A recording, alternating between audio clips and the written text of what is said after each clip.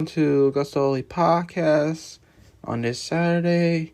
Today we'll be doing some wrestling news. I'll be reviewing Dynamite, Rampage, ROH Week, and the ROH pay-per-view as well. So let's start with Dynamite. Okay, the match cards you already know. Omega versus Cobb, IWGP US Heavyweight Champion, whatever. The AEW International Championship, Orange Cassidy versus The Butcher. Dante Castle the Boys versus Blackpool Cut Club. Adam Cole versus Daniel Garcia. Jungle Boy Jeff Perry versus Matt Hardy. Will Nightingale versus Ruby Soho. So let's start with Hardy versus Jungle Boy. As he seeks to shot at the AEW World Champion held by MJF, Jungle Boy Jeff Perry battled Hardy opening contest at Dynamite. Hardy benefited influence from a firm teammate and pace he's controlled about. Throughout the commercial, as Ego attempted to get involved. FTW champion Hook made the save, fend him off. Perry recovered, scored the win, but his celebration cut short. MJF hit the ring. Heated verbal competition ensued with a brawl that saw the title holder escape to the floor. The back as Babyface to a toe to close the segment. The match with Hardy featured perfect acceptable wrestling. Injection of Hook versus Page faded into it and at least made some sense given the cold-hearted Hanson Devil's history team with Perry. The post-match promo was solid. Honestly, with MJF doing most of the heavy lifting, Perry getting his lines when necessary. Jungle Boy is still not strong enough talking to go word over MJF, but it's a welcome sight to see him have the opportunity to aspire with the World Championship.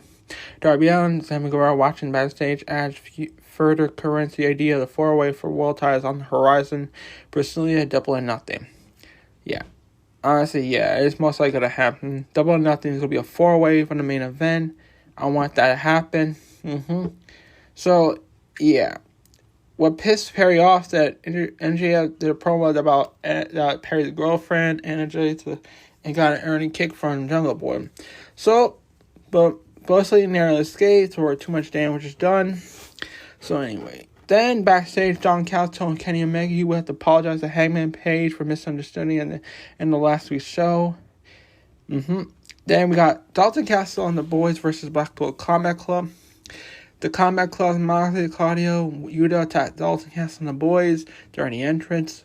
Then inside Square Circle, the heel trio made short work of the Ring of Honor stars, with Casanova pinning Brandon for the contest to win. Afterward, they simply hopped the guardrail, left the arena. This was something. No reason exists besides beyond further establishing the game mentality of Black Combat Club. The fact they are heels, worse, it essentially killed whatever credibility Cass and the Boys had part of any Tony Khan owned promotion. The post-match attack on Hangman paid by the heel faction was more and more effective. The fact that it interrupted Don Callis' apology not only escalates things between him and the Elite, but also shows Callis never fully said sorry for his actions a week ago. The entire seconds-long interaction did more to benefit the ongoing story than wholly unnecessary squash. So, squash match unnecessary, and that's what it is. Then we got a video packet recapping Jericho Peace Society, talking the Acclaim out of town, attempt to pursue them and join the faction. Bowens and Max Casa promise an answer next Wednesday night. Then we get a video package explaining Jeff Cobb is, why he's challenging Kenny Omega for WGP US Champion. There was still an argument to be made against bringing outsiders to the company where they're playing untapped talent under contract. But if this happens, there should be a company of one of those one-off appearances. Like Cass Bless, he and Page laid backstage some of the effects of the BCC beatdown is aggressive. Unfortunately, Cass got hurt, so it is what it is. Then we get the Cobb versus Omega match. Omega overcame injury, suffering match with El Hijo del Vigo, and a pre-match attack on Don Callis by Moxley. Casanova Yuta successfully defended his IWGP Heavyweight Championship at a game. Cobb. The match was good. The strong performance by Cobb that was aided by Taz's efforts on commentary. Some great selling by Omega. With that said, the babyface spent the time at selling his ribs, including a failed attempt at one-wing angel. Months later, Omega not only powered his challenger up, but walked around the ring with him and flew the face of Saturday that had established a point that was a very disappointing conclusion. It would have been a quality bout. The post-match was saw Ryan Danielson rush to the aid of Omega as he found some circle by the Backhoe Combat Club was great. Dennis had told up statement thoughts saying this is not the BBC was formed for. And then he launched his Omega, wiping him out of the running knee for applying the level lock and leave him lying. The swerve was seen to set up a showdown between the Elite plus a Page and the heels. The antics by Guts, especially a match AEW likes to visit every year. Whatever the case, Danielson's return was a welcome one. Question, what do you mean we say he was going home?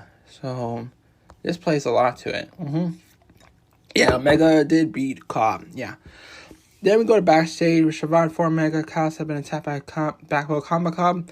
And he says, I'm very angry, Omega. Then we talk about Taz did a fantastic job putting Cobb and Disney over. And can we point out he's an Olympic wrestler, 2204 for Goa. So there's one bit that Omega entered their entrance to a New Japan themed Double Sky, giving the field probably one in Tulsa State. Kyle cut the champion down, drop kick out of nowhere. So yeah, pretty much more of this. Now we go to the AEW International Championship match. Cassidy versus Butcher. The Butcher gave Cassidy one of his toughest challenges as AEW International Champion today. The well-timed arrival of the backup former Beretta, Chuck Taylor out of freshly squeeze over Katie Interference from Blade to retain. Paris overbooking with the repeated interference tainted by Blade, but this wasn't nearly good as some recent defenses. It's a bummer too. We see too little of the Butcher and the Blade on television, and way too nice for opportunities. It was on good TV. Said this was a mess, honestly, and was never really found its groove to root to an obvious outcome. So yeah, Then we get a pre-tape promo from the TBS champion, Gargano, claiming Taya Valkyrie has a problem and she will solve her. So we get William Nightingale versus Ruby Soho. For partners turned rivals that did battles while Nightingale squared off with Outcast. Soho was accompanied to square circle by Sarita and Tony Storm. Nightingale overcame the trench fence from Soho interference for her teammates to mount a comeback. She overcame her rival even when heel delivered a finisher and managed to kick out a sign of defiance. She rolled up with Soho with her feet and rolled assisted by Storm, also resulted in a chain of victory. The heels attempt another of the beatdowns for Rio. The Sky Blue made the save. AEW Women's World Champion Jane Hayter cased the segment. The match put Nightingale over the threat before a heel was over. She scored the win. Affected my guard. Nightingale so good at Becky Babyface. The post-match was the same, but the Panther lead Miss Larry time perfectly. Which the champ was able to land. Her match at Rio that we likely finner featured interference should be excellent. So yeah. So Soho defeated Nightingale. It was a great summer match. So yeah. Say what it is, It's okay. So we got Adam Cole in the main event versus Daniel Garcia. For the first time in 9 months, Adam Cole returned to a square circle Wednesday night, doing battle with Daniel Garcia, who was to prove he was just more than a lackey for Jericho. Appreciates the sighting. Garcia dominated the action, not hesitant as he targeted the head of an opponent who was turning out to let him recover a cushion. A Brazilian Cole fought back, though, rocked him with a boom for the pinfall victory. As the streamers exploded ringside, Bitbait made her way to the ring, separately with her real fight partner. It happened. Yozak with Avia Pady and Monk attention to AEW television since deception. Jericho made his way to the ring and helped Garcia at the ring, stomping a few times, looking over his shoulder at Victoria's Cole, but never confronted him. Jericho could recognize when somebody's getting hot or an angle has been in steam, find his way into the mix. It's not necessarily a bad thing either. He's a willing veteran. He knows when he sees something he likes, be involved with it.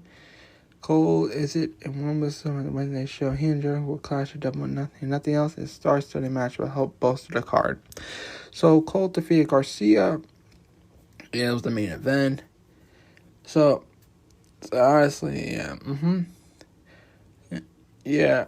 And there was one small thing. Cole sold the back of his head the belt, and referee Brian Stromberg checked on him. There was one tidbit. Jericho made his way in the ring, could retrieve Garcia while commentary team mentioned the fact he refused to make eye contact with Cole. He hesitated away to the ramp but made his way backstage. So, yeah. That was Dynamite. And let's go to Ring of Honor now. Okay, let's start with ROH now. Let's get to ROH. Let's get to ROH. It was a go-home show for the Friday Supercard Honor. We will talk about at the Rampage. So let's go start the show. Varsity Athletes versus Aussie Open. The first match of the go-home show featured Ari Daivari, Tony Nese taking on Smart Dervis and Clive Fletcher at Aussie Open. As always, Smart works joined with his clients. Daivari first to start for the teams, but didn't take long for more powerful members of the team tag in and stand out. Nese showed his muscles. Davis showed his strength, reason knocked down by a few shoulder tackles.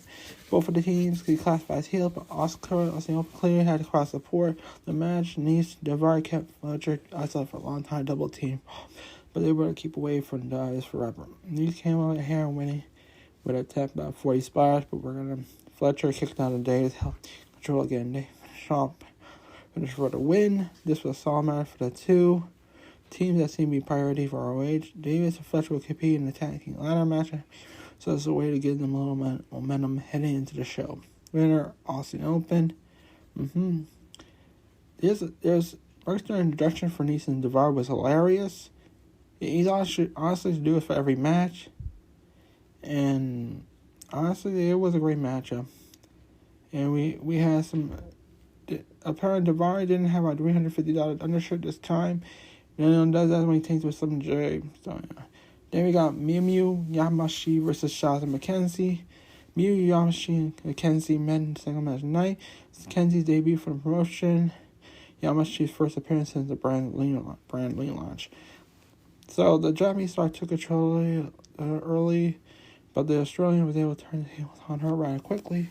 Crowd behind Yamashi, but there was moments completing signs from the fans. As these fans known to the American audience, decent match, but didn't feel they had much chemistry, might because they aren't used to work with each other. Felt it was like a slow pace of the match than intended. They picked up a bit as it went on. They had a ton of work. Yamashi picked up with a win, brutal kick to the head. Winner, Miyu Yamashi. It was a decent match. So basically, here's some notes. McKenzie hadn't made a name for herself on the industry, but it was her ROH debut. Not getting television entrance kind of made outcome obvious. So, McKenzie hit an overlay suplex. Looked great, but almost had Yamashi's head spiked in the mat. Luckily, they made a rotation last second. Yamashi's springboard kick was nice. Alright, the Embassy versus J.D. Griffin, Dak Raper, and Iron Singh. Personnel accompanied Brian Cage and Leona and Khan to the ring for a trios match against Doc Draper, Mandarin Seer, and Ray Griffin. Cage and Draper, most powerful members of the respective teams, started things off, and Cage may handle Draper with a power slam. Both men tagged out the Leona and Griffin respectively. So Embassy were getting paid by hours, so they made quick work of their opponents. They keep the Suns fresh for the title defense on Friday. This was a match, but what we saw was fine. So the Embassy won the squash match. So the announcers called Cage the centerpiece of the Embassy, which might unfortunately leave us soon, and when his contract's up soon. The way Cage moved Draper around was so impressive. Draper was on 6.7. Cage was picking him like it was cruiserweight. Draper has a lot of qualities, but some work. ROH can make him a star. So yeah, it was a short match, but a good one. The Infantry versus Mental League and AR Fox. Charlie Brown, Sean Neal out first, taking on AR Fox.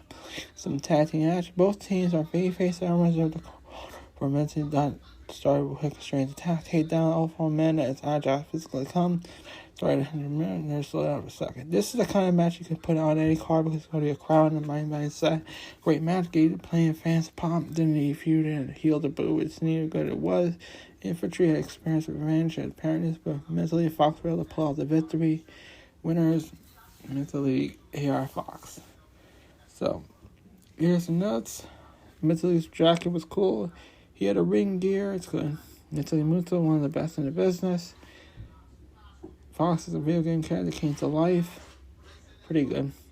You got Dina versus Emi Sakura, ROH Women's Championship. This show was taped on Wednesday. Dina put the Women's Championship on the line against Emi Sakura before she would defend against Yuka Sakazaki. After initial Sakura, the champ took control and dominated her opponent by stiff offense, power moves.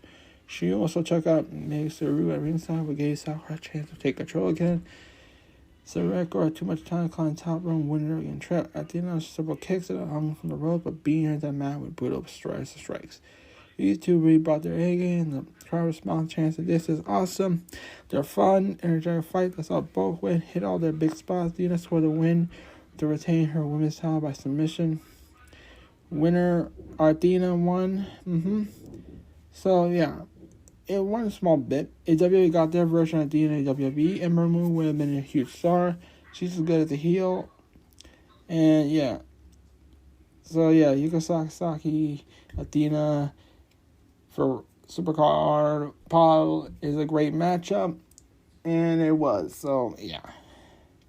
So the Kingdom FLI versus Top Flight and Richard Brothers. For these 4 teams meet at Supercard and reach for the Scarlett match. Rush, Jericho, Taven, and Bennett took on Ray Phoenix, Penta Zero, Mendo, and Dante Martin 8-man tag. So with different styles represented, both teams high flyers. We saw lost spots throughout the match, sprinkled throughout the match. Penta and Taven started things out, Dante tagging out for main content. Once they got all 8-men ended up getting involved immediately. If the a little preview was spent at the pay-per-view once all the fights are each other, instead of teaming up. It's hard to say which team had the upper hand was participating this time. And it felt like momentum was shift every 2 seconds. With this match turned fun because it included a bunch of high spots. It was hard to legal at the time. Bruce would eventually able to get the win for his team. Winners, the Kingdom LFL. So yeah. Yeah, so before that, we got the Penta and Joker gear. I don't think we're going to see Justice and Alex Abrams in a tuxedo match. We'll get that in ROH, something. And one more thing, the Top Flight are going to be tag team champions by the end of the year. It might be in AEW ROH, but it's going to happen somewhere. So Yuta versus Leon Ruff, Pure Championship. Just 2 days before he faced Kaoshi Shibata, put the Pure Championship on the line against Leon Ruff and Deanna Malenko. Serve the judges. They served the Court of Honor. Yuta was big time roughing on doing it.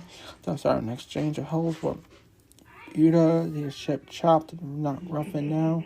Pure match was always based with wrestling ability and reception. Both you guys put on a great show. The match did not last long, and with Yuta forced to roughing tap out. Everything we saw was great. Makes sense to keep Yuta healthy for the pay-per-view by not having him go too long. But the match would have been amazing 5 more minutes. Yuta won. So yeah. One thing I'm impressed with, roughly be able to carry Yuta on his back in submission, walk to the ropes with impressive display of leg strength. And it was well. And one more thing, it was kind of funny when guys were small trying to fix the camera, especially with a heel like Yuta, who knows he's a big dude. That's funny. And unfortunately, Ruffin is still small, but he did put on a little muscle in leaving WWE. It makes him a little easier to take him serious as a fighter. And, Shibata came to his aid, so that's what I think was a thing. So, Shibata versus Yuta, Supercard Honor, Friday. And you already know how it went down. You'll hear about it after my Rampage review. And I know the background sound noise. So you got Blake Christian versus Edo Vigino. So that's 2 weeks after facing Omega on Dynamite. Edo Vigino was back in one of Tony Khan's rings for a match against Blake Christian.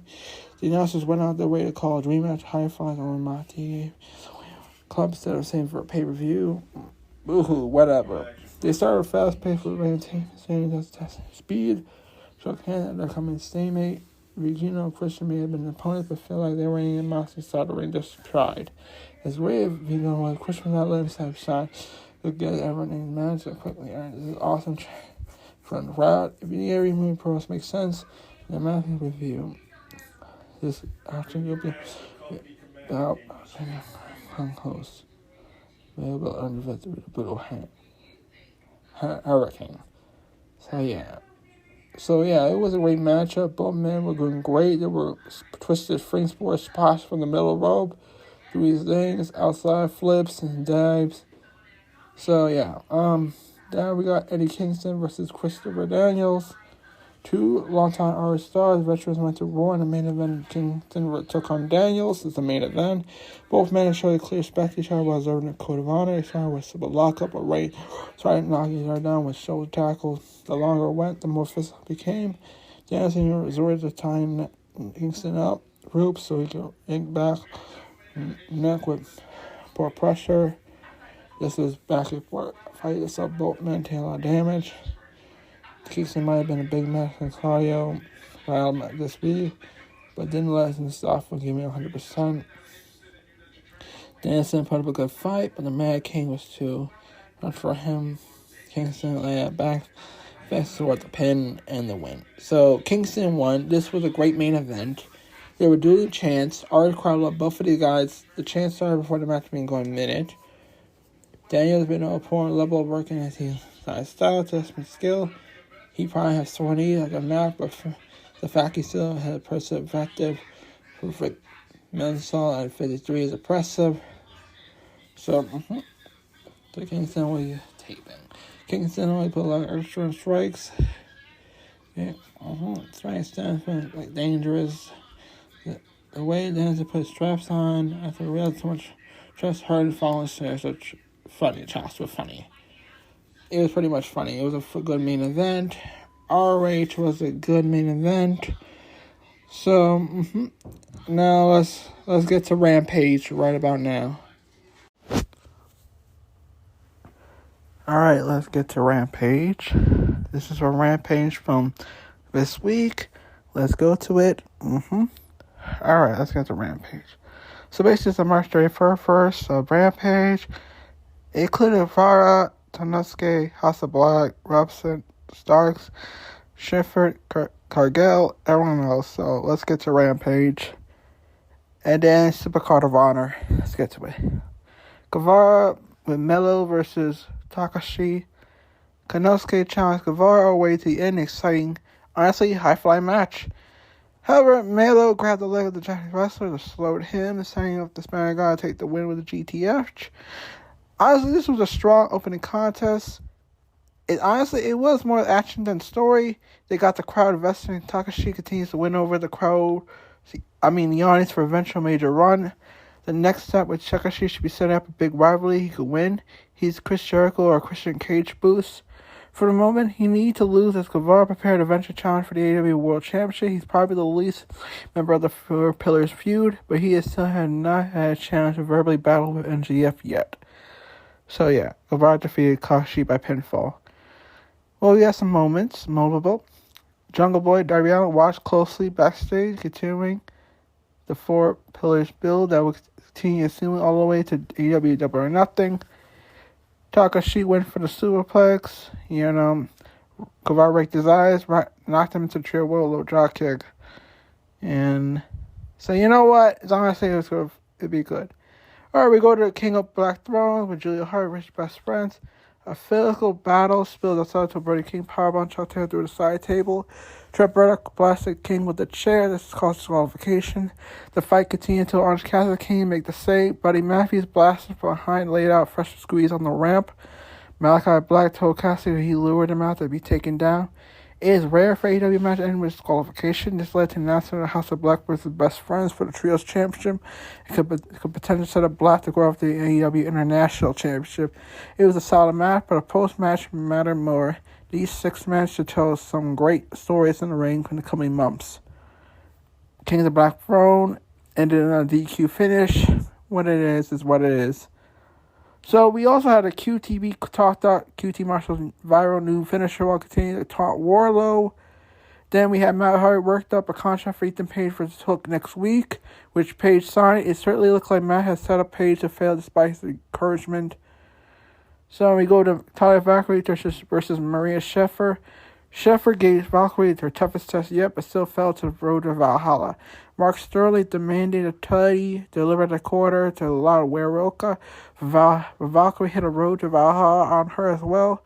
While this certainly continued the feud of Valkyrie and Jade Cargill, it did little else. Chavez, unrefined the ring, did not have chemistry with Valkyrie. The two floated through the match to Loud Weroka win. While Valkyrie has a pedigree, AEW fans typically committed fully to homegrown talent, so he's struggling to get over the feud with the popular TBS champion. At least the two should have a good match when the time comes. Hopefully, AEW is planning some longer women's matches for Rampage soon. This show has let down the delusion recently. So yeah, we saw Cargill and her law firm early match walk closely. So the crowd exploded when the TV champion again charging in the ring. Then we get some Swerve Strickland and Keith Lee both promised to end their feud soon. NJ warned really hard that she would choke her out. Alright, we go to Juice Robinson versus Andrade. Juice Robinson beat down Andrade with a focused attack on the ribs. Andrade nearly came back, but Rock Hard planning with the Juice is loose to win. Juice tried to do some extra damage at the belt, but Ricky Starks ran him down. It was not the most exciting main event, but Juice did earn Andrade selling more than he has in recent matches with limited build. Robinson would have been better served by winning more dominantly through. Juice versus Starks need to be a major test for the Rock Hard. He needs to show that he can be more than just good hands against one of AEW's top rising stars. Juice defeated Andrade by pinfall.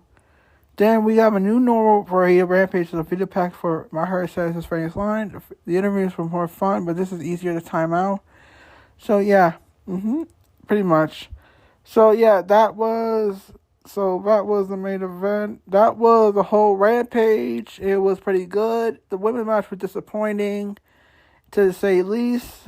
But lastly, let's go to now. We go to Supercard of Honor. Alright, so let's talk about the results. Casanoli defeated Eddie Kingston, retained the belt. Adita defeated Yuka Sakazaki. Samoa Joe defeated Mark Briscoe, retained his title. Shibata defeated Yuta, new Pure Championship. Embassy retained their title. Lucha Bros defeated the Kingdom. Everyone else to win the Tag Team Championship in that Reach for the Sky ladder match. El Hijo de Vango defeated Commander, retained his belt. Hiroshi Tanahashi defeated Daniel Garcia. So let's go. So yeah, right now let's start with 0 Hour. First matches. Yes, we know now it's 4 matches per hour. So I'm gonna recap all these on this page to make it easier for everyone. Chasey Ridley was the first to hit Cobb. Cobb fresh off some Mega and Diamond. He was looking to get some momentum. They had a solid match. Relatively simple. Cobb with his 200 finisher. Jeb Cobb winner. Great. And whatever. So yeah. So then Willie McIntosh Takashi faced off in the second pre-show bout, but Mac got a nice response, but Takashi got a big pop. Both these men are powerful. Mac had a slight size as ring advantage, while Takashi had an upper hand with height and speed. Good match, competitive matchup, got the crowd hyped more than once. Takashi scored the win to end the one performance. Konosuke Takashi won. So we go to Nightingale take out Miranda Lanza during match. Willow is one of the beloved women in ROH. She made a great match and made her entrance. So this show used some cheap tactics to take control a couple of minutes, but Nightingale ultimately regained her composure and won the match with a powerbomb. That was some decent bout, but didn't come close to some of other matches some months. Experience and opponents may have been a contributing factor, but it's still a good job. Winner, Will Nightingale. 5 minutes 0 hour show with Slim J versus Risa Sinister Grayson. Order found number as welcome for a crowd RH return. Grayson accelerated the corner to the bell rang. He bet out Slim to prevent Ray him back. Right back at the opponent, Darius Starling did everything he could to give Slim a hand, but Evil Uno here makes the odds were in true stat against his ally. The match was high energy, moment stand to referee count 3 after fall. Grayson picked up the win with a backbreaker. Stu Grayson won. So yeah. So Cobb was moving better, that was good. Cobb rebuilt his final son. McGinnis joined the commentary. He made his debut. It's a return. He joined commentary after the first match. So yeah, there's some cool things. So let's get to the main pay-per-view. Elijo Davigo versus Commander, AAA Mega Championship. The AAA Mega Championship was on the line in the opening bout. Both in the main card, when Vingo men faced Commander. Both of the men had gone to exposure on AEW recently, so a lot of people getting a taste of high-flying antics for this time. The Code of Honor observed. The crowd was going wild, chanting for even make content. They locked up, began trading locks. Surprisingly, they quickly took matters to the map, began trading. But they did with Sandra, Lucha's their shot. Both men had ideas all the time, so they kept coming to stalemate. Commander set up a table set for a forfeit slave floor. Match, the more begin to favor the championship. Hitting the Canadian destroyer from the top. Commander table with C60 cents Honda and Beret. Commander his finisher breaking goal bound. Bottom rope, last break the pin. Score when the series 3 end the incredible match. If you like Lucha P action, the match likely make you happy. If you like matches, then you probably have a bad time. It's amazing to say Arrow Billy Brooks man, the kind of wrestling appreciate skill of performances. So and he just won. So the righteous more about this. The righteous Dutch and Vincent showed up at the end of the match. Previous match between Grace and Slim. They made it look like feuding with the Dark Order. Commander had great entrance music. First common and the pin combination. Now they're trying to best explain why Commander landed feet when trying to hit 450. It's getting light wrong. Rock of the road, touch the street, press the kind of thing we see for luchadors. When anything exists in modes, so we can see. Carry across the top rope, one corner, of course, moves most pass you see all weekend. So, yeah. The Embassy versus AR Fox. Written Mental League for the 6-man tag belts. So, Brian K., Leona, put the RA 6-man titles on the line against the trio RA Fox, Blake Christian, Mental League, all 6-man brawl instead of the bell ring. Once the settled, it was Mental League. Found himself seeing all the power moves. The match looked good, but it was kind of over a spot. At least it was going from spot to spot, trying to weave together a cohesive story. The belt was fun. It could have been better. Cage was able to score a win with apologize to Mental League to retain the 6-man titles for his team. The winner is the Embassy. So Cage had a great mohawk to match his gear. It wasn't a shade of green. So the way Fox is rope, that takes a lot of power moves as well. Athena versus Yuka Sakazaki for the ROH Women's Champion. Athena, the brand new women's title belt, are enters for defense of Yuka Sakazaki. They started a steady pace. Aka took a control hit bit out of the ring. The Jordan being the outfit taught opponents some dance move. Late match comeback from Saka. Top rope, this was a competitive match of women races 100% and produced some great match along the way. Winner, Athena. So here's some notes. Saka says the fetchiness. Bailey, Kyrie, and James played some of the past. It was the triple bomb powerbomb spot was good. Yuka made enough for strength, but she's surprisingly powerful music, a superplex and a few slams. Pretty good. Now we got Samoa Joe versus Mark Briscoe, ROH TV Championship. Samoa Joe and Mark Briscoe met for the title championship, and one of the most high-pitched match on the guys played some mind game. Joe rolled out the ring to avoid contact break in the match. Mark needs some redneck kung fu, but Joe was disadvantaged just strikes the tag specialist. Wrestler Samoa Joe up, but once Joe rolled out of the ring, he was able to collect himself and take control. Joe's chest began to look like purple after Mark released a few chest palm strikes, but he was almost laughing about it. Soon they began to bring Taylor Chair into a fight. It was a high-intensity fight. Guys with like pain. Mark winning would have been a feel-good moment, but Joe ended up winning by rapid stompage after he lost the submission. Joe looked his hand for a lead in the ring to show respect to the man who took him to the limit. Yeah, Samoa Joe retained his L. It was cool to see Mark still carrying the old tag to honor his brother Jay. Most of the time received new design this week, but the TV test kept the same. Joe's balance for suplex ringside looked great. Mark's card assisted dive spot nice. Hit the net break from the apron took more impact to Joe the table than Joe did. Hiroshi Tanahashi versus Daniel Garcia. Daniel Garcia was out for the match against the New Japan Pro Wrestling Hiroshi Tanahashi. They saw a simple lockup, exchange of holds. They were in a rush to pick up the pace. Garcia slow at hitting door strike Tana to the mat by grabbing hair.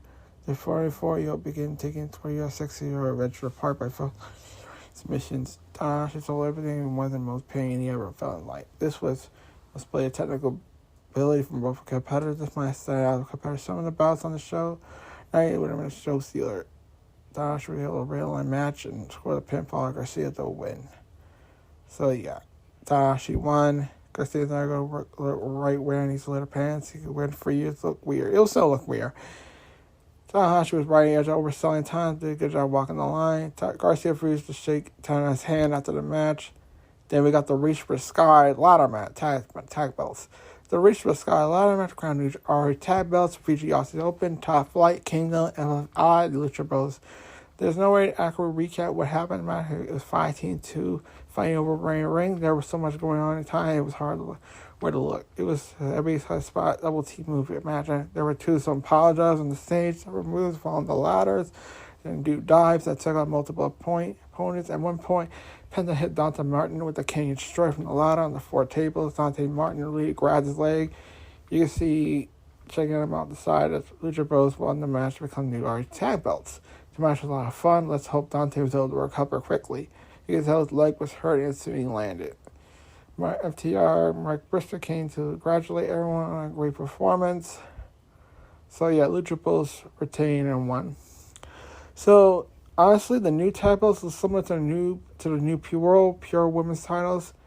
So the only belts that didn't get designed are 6-man and TV titles. So it's weird. So Tavian Bennett, his Commissioner Suicide using device looks awesome. My book, the Sunset Powerbomb, Dante Mehan, Bennett was Lutz. We got Barber Hands, Joe Hay getting into a scuffle. Fletcher took a nasty fall, ladder to the ringside. Darius got hurt, broke his leg, but he'll be fine.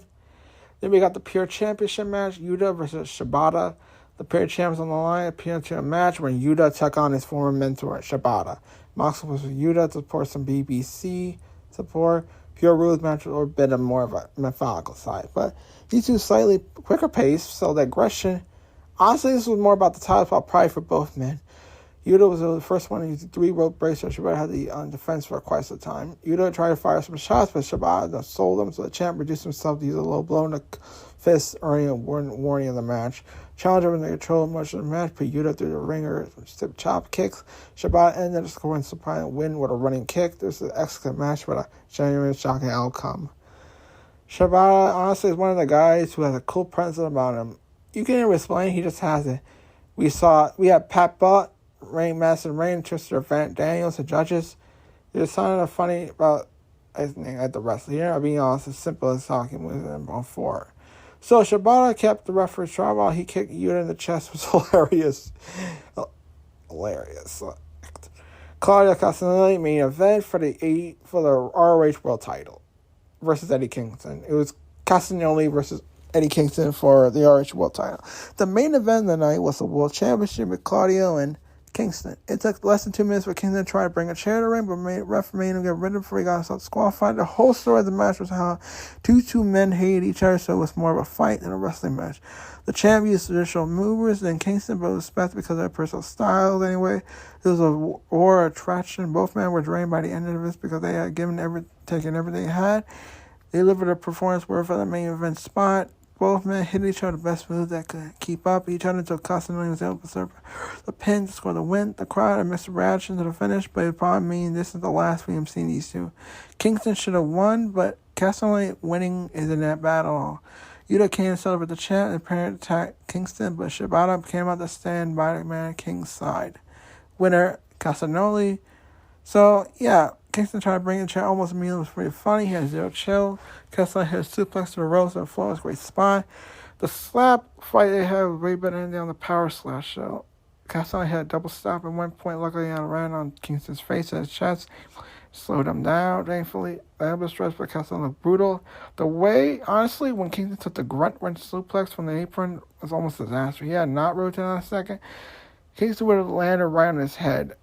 So, yeah, that's my RA Supercard Honor review as well. So now I'm going to start doing the news. So get ready for the news. That was Supercard Honor. Let's get to the wrestling news. Triple H has reportedly approved the new WWE World Championship belt design. Head of Korea Triple H reportedly approved a design of a new WWE World Championship belt that could be introduced in the near future. The report comes from WrestleVotes via Give Me Sport, follows the last regulation. Rumors of WWE top titles, new design. Cody Rhodes main event wrestling WWE 2 top belts, been open marriage from WWE winged eagle belt. Well, they were talking to Sport. Russell Phillips noted that belt could be introduced to us this week. So yeah, there's a new belt. They talk about the new belt. Yeah, the wing eagle remains to be seen. Is something unique, and what I think is that Cody's gonna win and he's gonna get the new wing eagle belt, or Roman wins. I don't know what happens. So my thoughts on it is that yeah, we need a new design for a title. Cody's gonna get it. Cody wins, and we don't know what happens with Roman. He does what he wants. Is how we do. Yeah, that's what it is. Charlotte Flair doesn't see anyone right now that could retire her. Flair has no plans to retire anytime soon. He's an interview with CBS Sports' Shaka Mero. Flair commented on being featured on the AEW biography of WWE Legends. She is still a full-time roster member of the SmackDown. She haven't joked to measure how self at the stage of her career Powerhouse company sees her. Flair trying to push me out now. I'm not really high if I haven't hit my prime yet, because I'm starting to get there. I said in a promo, I'm a living legend. I feel like when I'm thinking of a legend, you'll undertake his career. Besides that, it means retired and drinking peanut claws on the beach somewhere in Temu. From Smart Flair. Flair spoke of our potential retirement manager who she would face, remarking she is a serious who's right now would be our ideal opponent to face in the last match. It's so hard, I don't know what landscape is going to look like. There's a difference from passing the torch and a retirement match. I don't know, maybe I don't know person exists yet. For now, it appears that the Queen has plenty left in the tank. The weekend she defends the SmackDown Women's Championship against Rhea Ripley at WrestleMania, a match that's a tip to the main event. One of the show's shows. She is currently her 14th reign Women's Champion WWE. It's edging closer to the 16 under her father, Ric Flair. Yeah. Then we have Jonathan Guinness say he wouldn't rule out an in-ring return. Former Ring of Honor World Champion, WWE commentator Guinness spoke about possibly a return to the ring for their match. He has been out of action since his return for in-ring competition. So wrestling, against everyone in the top technical wrestling world, big match. Johnson's got the likes of Sin Angle only first cemented that after his injury against to a new career in wrestling world broadcast role in WWE with NXT UK as a commentator. During his time on two-man power trip of wrestling, Guinness expresses certain related mention it's easier to let her clear heads. That's $1 million question. Yeah, right as soon as I went my separate way to WWE, I can understand. I feel my strength at this point in life. Respect history. I will understand either. There's only a part of you that wants to find a moment. Sometimes smarter heads to prevail. Cliche, of course, they're saying every people, edge, leader, tradition. A lot of people have really good matches, had a really positive influence on the industry, and in a way, I'm able to help the next generation. That's fantastic. So only time will tell. John Reed has on there. Rings of bow, and I'm ready to get fired. So, honestly, we're going to see more from McGuinness in May. Yeah, he'll appear in the Progress for Pro Wrestling Superstar Style tournament where he's been announced to make an appearance. Pretty much. So, yeah. My thoughts on this, McGuinness should start wrestling more often, I want to see more wrestling from McGuinness or some things. And more of that. Yeah. Oh, one more thing. McGuinness did debut for ROH, return to ROH. The Supercard of Honor, already reviewed. So, it's something newsworthy about that. Matt Jackson reported dealing with an injury bicep. Picked up an AEW Winnipeg show. The Elite, the Bucks, Matt Jackson is reported dealing with injury that could have him out of AEW ring for quite a while. Matt Jackson currently involved in one of AEW's biggest ongoing storyline, with all family between Bat Bowl Comic Club, Hangman, and Payne Dark Horse Elite. Last week, AEW Dynamite started Moxley attacked away in the ambulance. Attacked. This was revealed by Brian Alvarez and David Meltzer on the way to Sullivan Raider. I thought about the match as he legitimately injured. Okay, match that's injured. I just heard it was personally something happened. The match I had Canada. Apparently, it was early in the match, but the whole match, no surgery or not. I heard this is what Elraz Meltzer to add that Matt Hardy decided not to get Jackson, not to get the surgery. So yeah, he also being healthy quicker back. So I'm thinking of 7 months. So yeah, so honestly, with Matt Jackson honestly out. Mentioned being the biggest ongoing story, so it'd be important to be back sooner rather than later. So my thoughts on this, Matt Jackson got hurt in the Winnipeg show. Soon Matt Jackson. So honestly, what will happen to him then? Well, AEW managed to make something work, so let's hope it continues on there. Moxley said he was bending over back for CM Punk and Tony Khan during AEW feud with Punk. CM Punk's no stranger to the gender debate in the wrestling world. The child with narratives and ring will rip away from AEW. Stretched for 7 months, alas, supposed to scrum, suspended for yet. And Punk ever to shut it. So most recently, the 44 had a public talk with Instagram story about everything. And then that's what led to appearing on Renee Becca Sessions when Moxley added a comment about story post. Moxley said he was seeing that level, he found the whole thing annoying. Basically, he talked about drama, news that was annoying, social media shit. Then he also went on to explain that he actually wasn't under contract at AEW during last summer. He was reluctant to commit anything long-term following his return from alcohol-related substance rehab.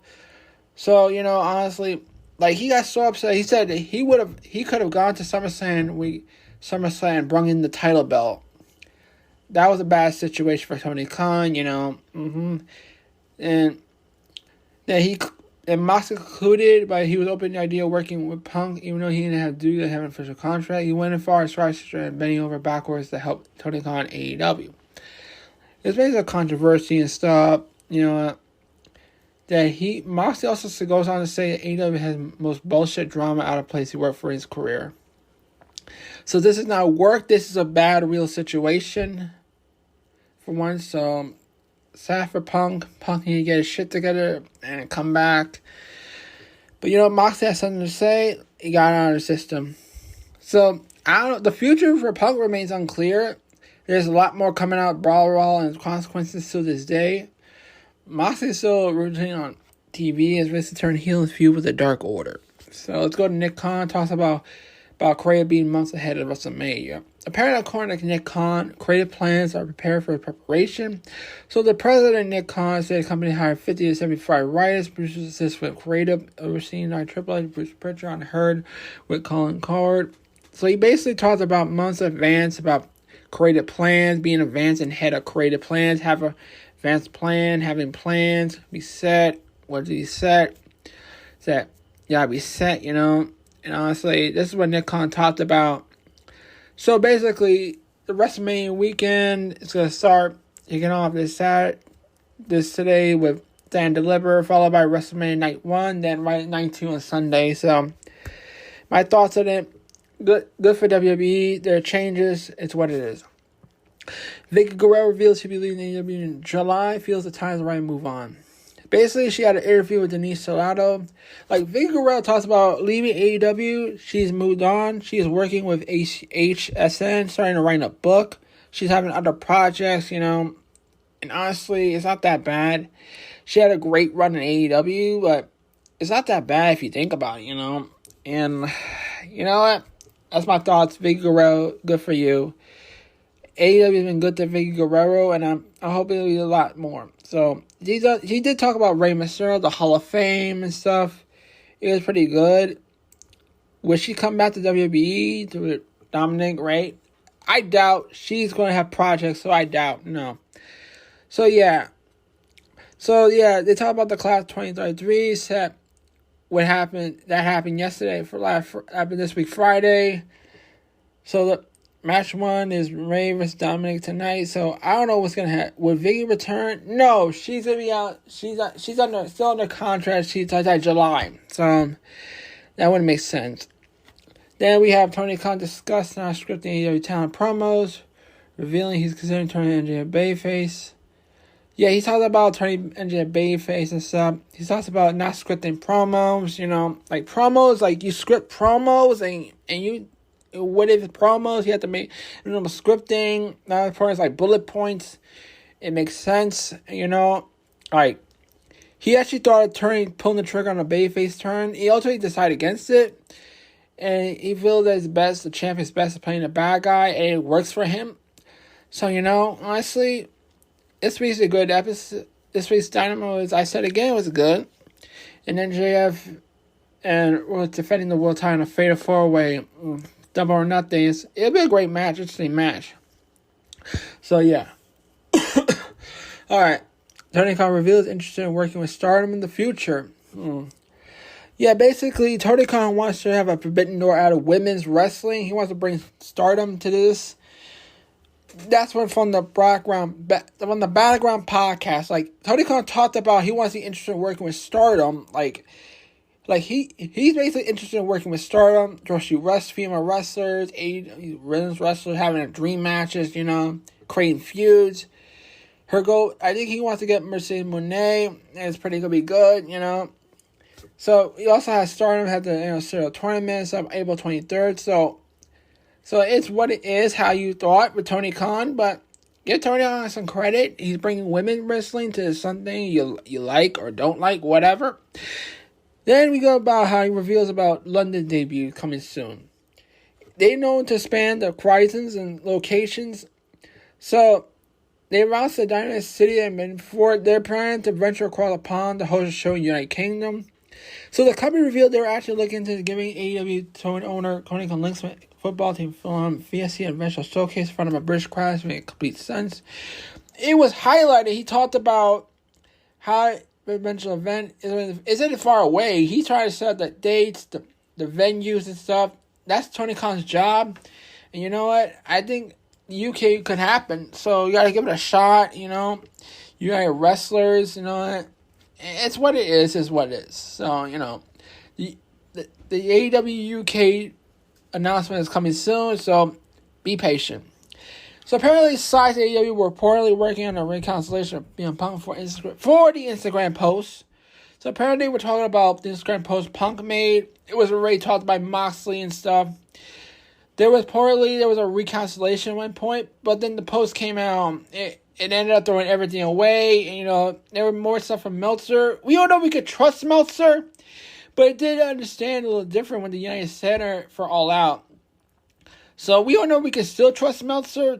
So we all know. It's what it is. So I hope CM Punk does come soon. So whatever. All right. Triple A reported via how Dominic Star Mysterio long-term plans for him to star. So according to a recent report, Hunter is going to be very high on Dominic Mysterio. So yeah, that's going to be helping tonight. Basically, Meltzer said that Triple H is to be high on Mysterio, Dominic. So they're going to be long-term plans for him. We don't know what it's going to be, so let's hope it's something good, Then after the Bloodline shit, I think they're going to be able to play a great story. Now, Dominic could be a big heel if he had the chance.